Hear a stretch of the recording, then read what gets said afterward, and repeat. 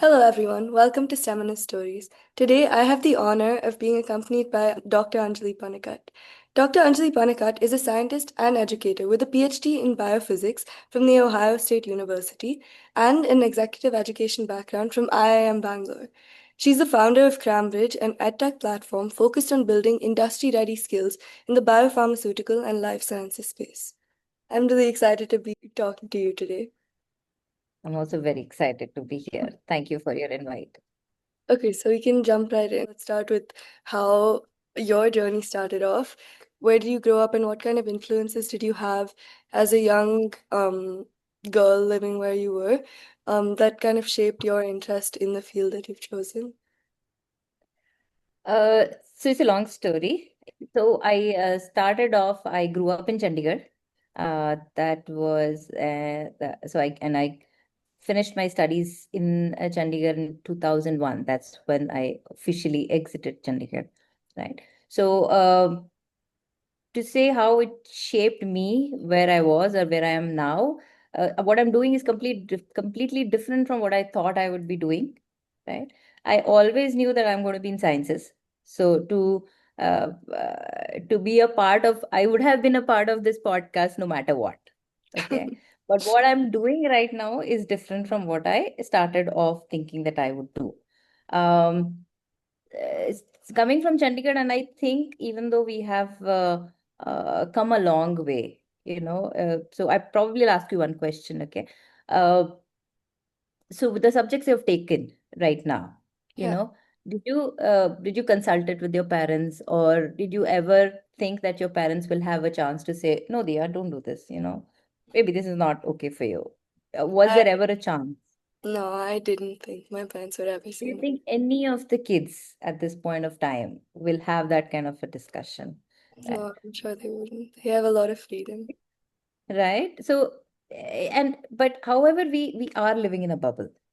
We are in Bangalore, in bigger cities, we are in a bubble because 25 years from where I started from, we still have, and I still know my nieces and my nephews uh, who go through these discussions at home. Where there are times. So when I had this discussion in, let's say, 1996 or 97, right? Uh, I I love math. I love math. I love math to date, right? And the discussion that I had was uh, why engineering, you know? So I mean, the automatic thing would have been taking non-medical, right? Yeah. But it wasn't obvious. Everybody wanted me to be a doctor. It was like, this is it, you don't want to fix cars. I'm not blaming them. I'm not saying that it's like I'm not I don't regret a single thing that happened, right? But I feel that if I was to relive my life, I probably would have chosen engineering at that time. I would have taken math. I would have taken it all the way to the end. I would still have been doing engineering, not training somebody in being a good engineer. I would have been an engineer myself. So still STEM, but not biology STEM. Okay, math STEM. Yeah. So yeah, the choices were limited at the time. Uh, it still are in some parts of this country, like in other parts of the world also. It's not. It feels obvious to us, but it's not. Yeah. So the choices were the four subjects, and then I picked up biology. I kept math for a good couple of months, 3 months, and then people who were training me said that it's better to focus on one thing, so I had to drop. Uh, I gave my first attempt and go through medicine, and then everybody said, "Oh wow, 300 rank, but you needed 50 or 70 rank, and then you couldn't get in with 300 rank." But I was pretty good. Then they're like, "Oh, you next attempt, you can do the next attempt, and you can still be a doctor." But like that was it for me. It was like no more. I don't want to be a doctor. So then I did get into an honors school, and then I did biophysics in honors school in Punjab University for 5 years, BSc, MSc honors. I did it there. And those are the 5 years that we again had math. For the first 3 years there was math because it was biophysics, so we had math. So it was good. It was very interesting. It was good fun. And then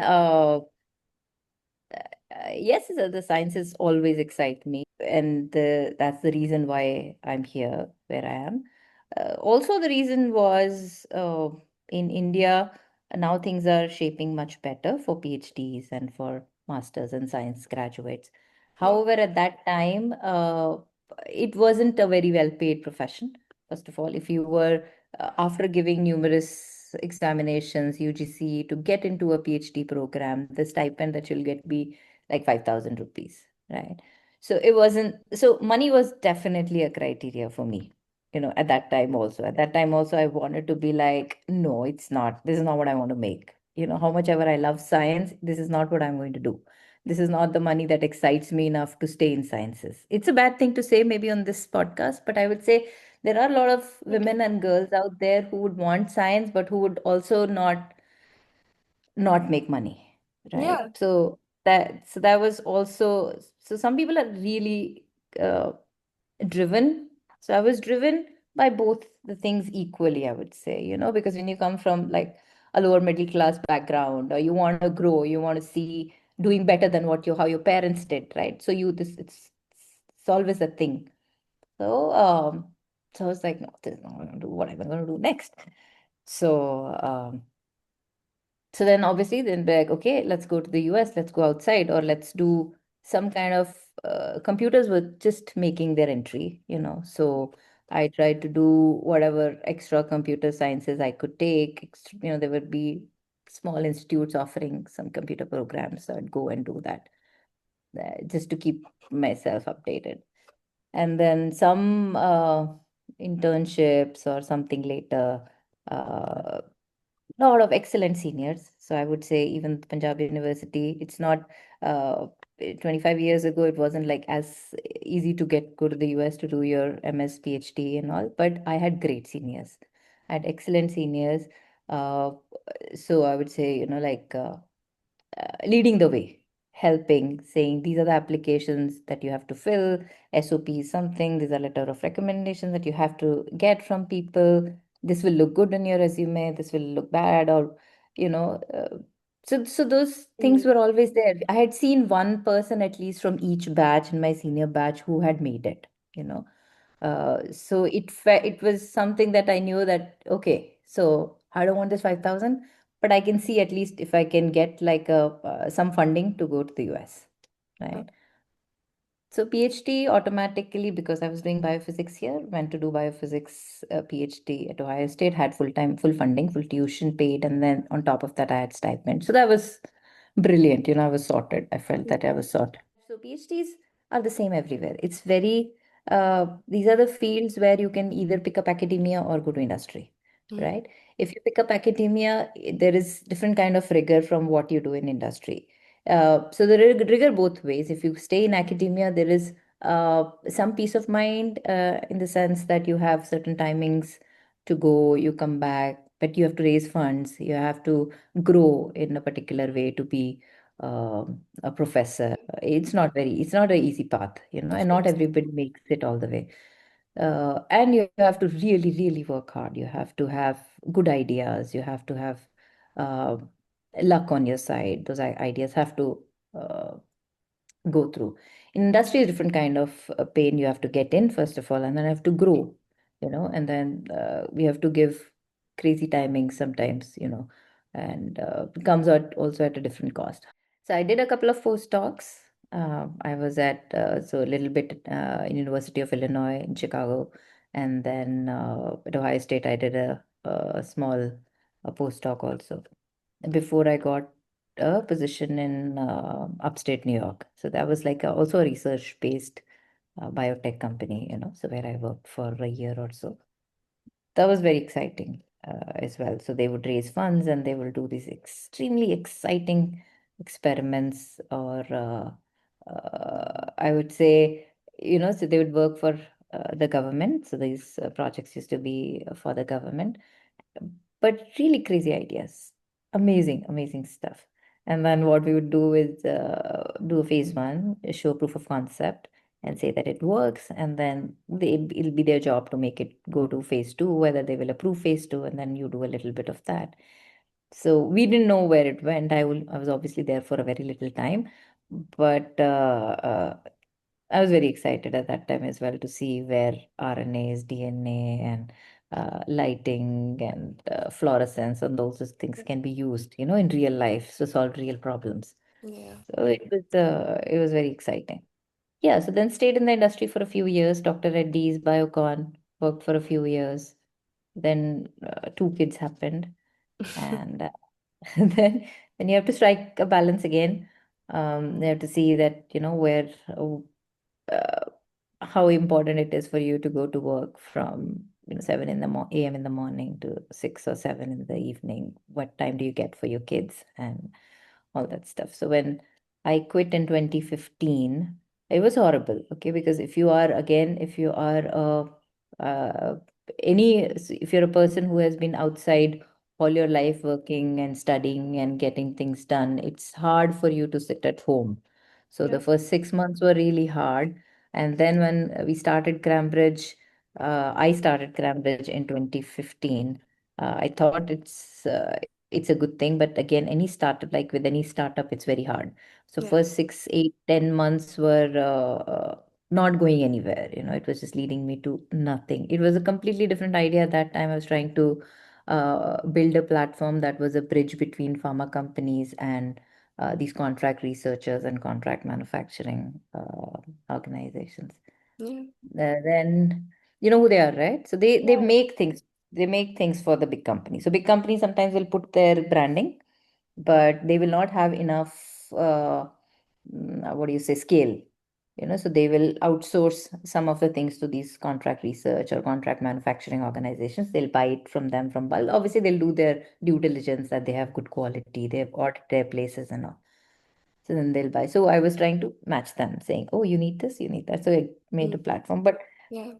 I realized that it wasn't working. I mean, the platform was all built, but people were not. The industry was not ready to openly discuss the requirements, on a platform Yeah. like eBay. They weren't ready to be an eBay for pharma. Yeah. But I had bought the domain, I had bought the domain. I had put in some money already. So I was like, what do we do? And then again, I had excellent mentors when I was working at Biocon. My manager at that time, he's now my partner. Um, so both of us worked together quite a bit, and he both computer literate. So we thought that training is a big gap in our industry, and we thought that this is where we are going to fill the gap.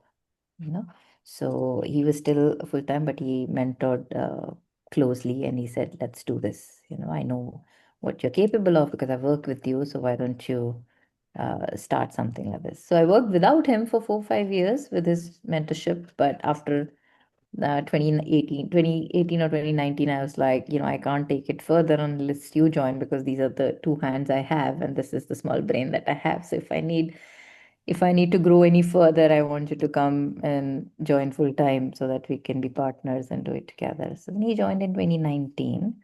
Now it's been 10 years. So 2015 is when we started, and it's 2025. So CRAMbridge is going strong. We have some excellent clients. That's very Many impressive. companies have done. So yeah, it's a long story. Um I can summarize and give you later also. But No, don't it's a big worry. This is story. really, really interesting. Especially for me when you're talking about like how you were tight on money and hence like weren't sure about science. I mean, it's not the same case for me, but because I really like economics, I'm not sure about like whether I want to do pure science and research in academia. So it was like quite enlightening that you were able to switch paths much later into your journey and like Yeah, decide actually to yeah, yeah. yeah. So at the time it wasn't because at that time when the kids, so at that time it was more about family. When I switched careers, so academia was very clear. Academia industry was very clear because again it'll be your choice to make. In future in economics also there are going to be plenty of times when there'll be pure research and they'll be making money, right? So for it's the same thing happened over there at that time. Academia industry, make money or not make money, or you know whether you want to work hard here or you want to work hard here. So I chose this path because I just wanted to say, okay, if I were to work hard, at least I should make more money, you know.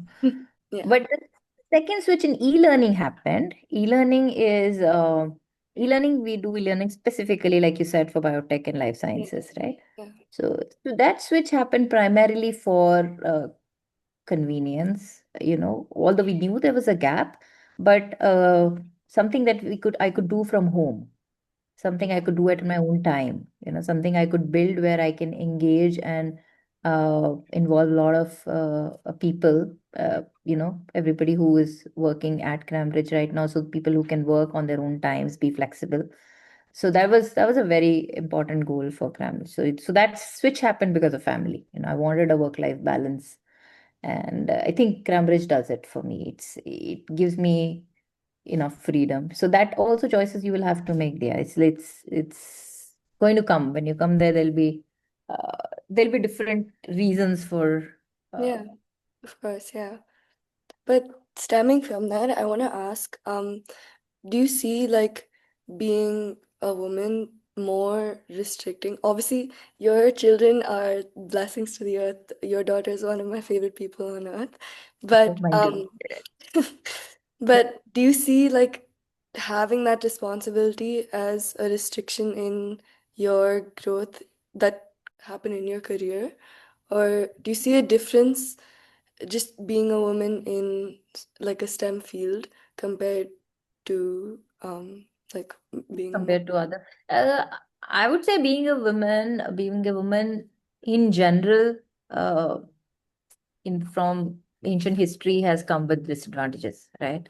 So it's fair to say that we have been trying hard, one block at a time. We are trying hard to just do things slowly. But I would say, to begin with the example I gave you earlier, right? If I was a boy, there was nobody who was stopping me from becoming an engineer, right? I was, and again, I don't want to be a sexist here, but for men, it's rarely a decision to make when it comes to career growth, which requires you to be in office 7 to 6. You did.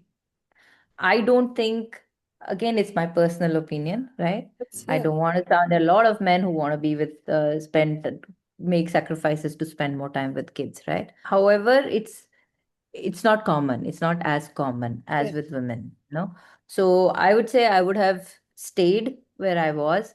I would have, switched roles, grown in the industry, and probably would have been in the industry at a position where now my friends are. I find them, all my friends are now in excellent positions, excellent companies, I don't feel I am left behind, but I feel that I would have been in a different position if I was a man.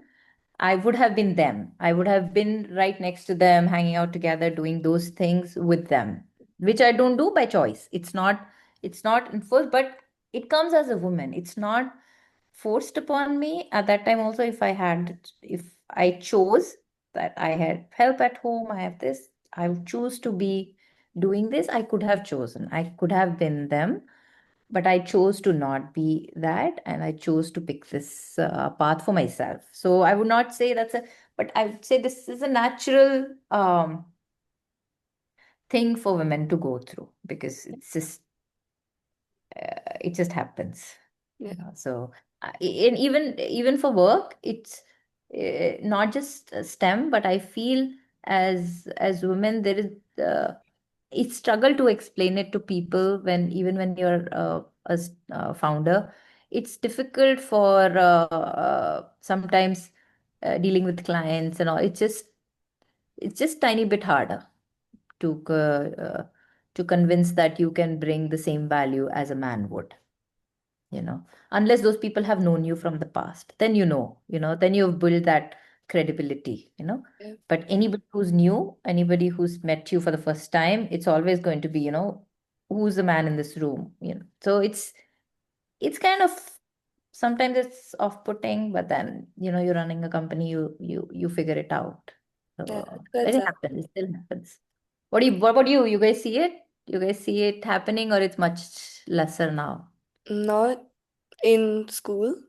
because I mean, obviously in school we're all students and we're treated as equals.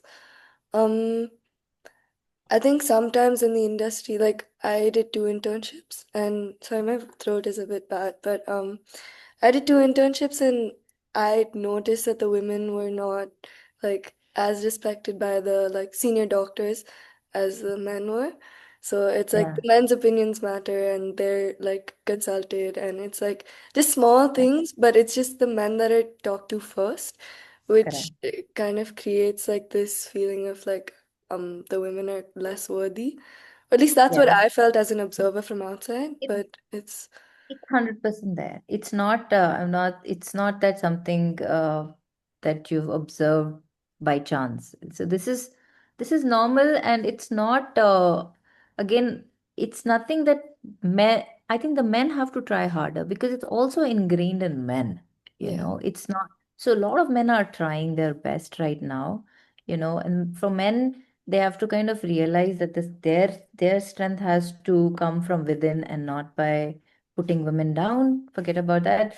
If they bring the women around them up, they will find that there is so much productivity and knowledge, and they have a very complementary skill set. You know, uh, I have I used to have 100%, except for Swapnil, who's my partner. I used to have 100% women on at CRAMbridge. That was our prime goal, to have all women. Now we have a couple of designers who are male designers, excellent also. But I can tell you that there is a clear difference in skill set. It's completely, so if one is more productive, the other is more methodical. Person can give a more thorough input, the other person is more timely. So if men can look at it like that, if the whole world can look at it like that, I feel that, be it science or arts or design or infrastructure or making bridges, if women are given equal opportunity and uh, respect, to say that their brain works equally well, if not better, I'm sure, this whole world is going to be in a better place. It's, Yeah, I I can. don't know, it's a long way. What I did, I don't want a lot of women to do. Okay. I mean, you can run your businesses, that's different. But changing fields when you can be there, because if you see a lot of industries, biotech industry, pharma industry included, if you go to any of these boardrooms, you'll see very few women up there, because we quit at the wrong time. In middle management, you'll see a lot of women. Okay. In middle management, there is a lot, but in top management, not a lot, because that's the time we step back, you know. You've read that Cheryl's book, right? Lean In. I don't know if you've read that. So many of the times we don't do that last push. We'll just say that this is we choose to settle, and we're very happy that way also, because I think we wired like that. We are very happy that way to not be a CEO. Not that we can't do it, but we are very happy to have like a balanced uh, approach to life. Yeah. So I would say, if more women were out there as role models to show to other women that you can have it all, um, that'll change. That is changing, but it's very small percentage still. Yeah. It's a long way to go, I guess. So you're right. Your observation is bang on. So, um, do you have anything to say to like young girls who are interested in STEM or unsure but like think they are interested in STEM? Yeah, what I would say is, listen to yourself. Okay, when you watch, what triggers you? If you watch, even now when I watch like movies, Oppenheimer. I don't know if you watch Interstellar or Beautiful Mind, or these. What is that? Mm, that imitation game, I think. These are like these phenomenal science movies. It's like you see them doing physics and uh, engineering and building Yeah. things that going to change the world, or talking about space-time dimensions. You're talking about different things. It just blows your mind away, right? Or if you're reading So if you're watching those movies and that gives you goosebumps, right? Or let's say you're watching Grey's Anatomy or House or something, or you say, oh, wow, look at them, they're saving lives. If that gives you a a meaningful view of the world, or let's say you're reading books.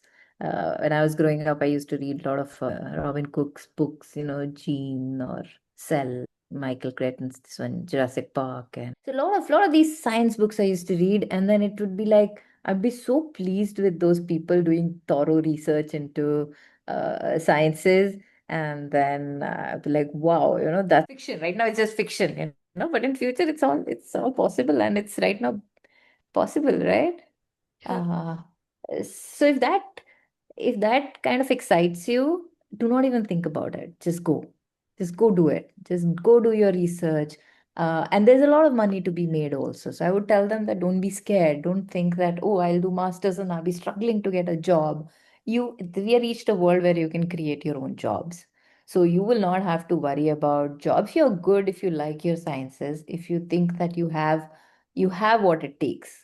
Don't I will say don't do it because, oh, I didn't become a doctor, so this is the second best. Oh, do research because you want to do research. Do research because it excites you and it makes you solve some problems unsolved. I'd say go for it. If you have it in you, go for it. Don't do it because your parents ask you to do. Don't do it because your peer group is doing it. Do it if any of the things you saw or any of the books you read, any of the TV series you see, anything excites you like that, then there is a whole lot to achieve, whole lot to do, make a difference in the world. And uh, it's really beautiful. I feel that I would do it. If I had to redo, I'll do it. I'll do real research. That's a really like interesting take, using movies and books as a like start for inspiration. But I think a lot of people will relate to that, especially in our generation. A lot of people like tend to look at movies and series to see like what they would enjoy, which is quite amazing that you said that.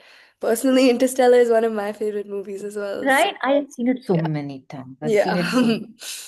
But Yeah. second time I saw it just to know what happened, just to kind of because I didn't get it the first time. So, Yeah, it's a like oh, it's crazy when everything just comes together at the end. right? Yeah, And then I think these guys who make these series and all, they do good research, and then they spend time on telling us how tough life is going to be or how interesting it will be. So yeah. yeah, I think it might work. Okay, on that inspiring and relatable note, I think we can end the interview. Thank you so much for being here. I'm Thank so you. grateful to be able to talk to you.